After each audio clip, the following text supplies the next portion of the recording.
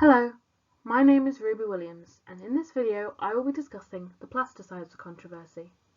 But before I can talk about this, we have to address what plasticizers are, and this begins by talking about plastics, in particular PVC. Polyvinyl chloride is a plastic polymer made up of vinyl chloride monomers, shown here on the screen. A polymer is a molecule made up of a large number of repeating units called monomers. There are many ways for a polymer to be formed, and in this case it is formed through free radical polymerization. In this mechanism, an activated initiator containing a free radical reacts with a monomer to generate the beginning of a polymer chain, in which the monomer end now contains the reactive free radical and is ready to react with another monomer. In order to make PVC, initiators such as dioxanol peroxide or diacetyl oxydicarbonate are used. This is because they have weak oxygen-oxygen bonds, and so will therefore break down more easily to form a radical species. PVC has two basic forms, flexible and rigid, each with different properties. The various properties of PVC, particularly after additives are included, makes it an incredibly popular material. A plasticizer is a type of additive that is added into plastics, notably PVC, and its function is to make the PVC more soft and flexible, which makes it more suited to many applications. Plasticizers work by reducing the glass transition temperature, which is the point at which the polymer goes from the solid glass state to a more flexible rubber state. They separate the polymer chains and weaken the bond between them, making the plastic more soft and malleable. Despite being essential in changing polymer properties, their use can be considered controversial, for a number of reasons that I will address later. Phthalates are a common class of plasticizer and are esters made from phthalic acid, the structure of which is on the screen, and an alcohol. There are two types of phthalate. Low molecular weight phthalates have alcohols with between 3 and 6 carbons, and due to health concerns they are gradually being replaced by other plasticizers.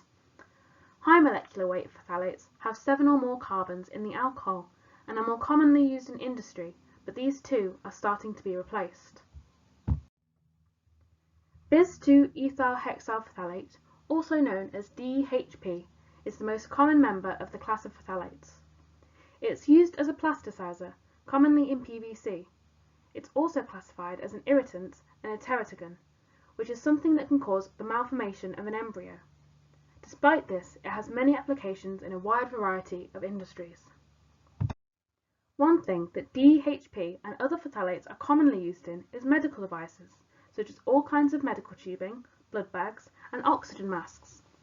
DHP is the best plasticizer for many of these devices, and despite knowing about possible health concerns if the DHP leaches into the body of patients, hospitals continue to use plastics containing this.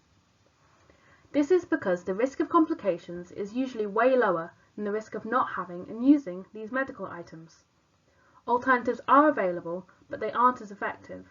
However, if a patient is particularly vulnerable, the alternatives can be considered. DEHP is used as a plasticizer in a wide variety of common household items too, which can lead to environmental exposure to it. This is particularly relevant when discussing their use in plastic children's toys.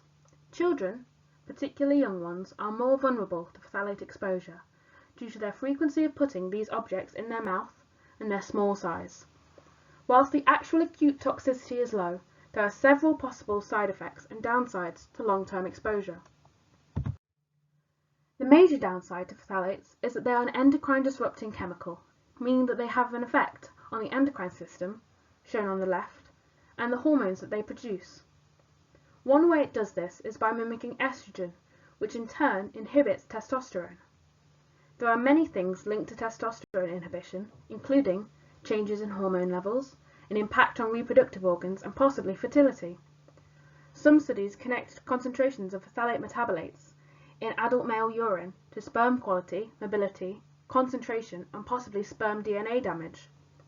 There are also studies that say that DHP is a possible disruptor of thyroid function, which is necessary for metabolism. There is some evidence that suggests that a small change in the hormones produced by the thyroid gland are associated with an increase in obesity, meaning that exposure to DHP could be a contributor to childhood obesity. DHP is found to have direct links to liver cancer in rodents, and there is some concern that it could have a similar effect in humans. But at the moment, there is little evidence to support this, and more studies are needed. Thank you for listening. The sources I used are displayed on the screen and can be found in the video description.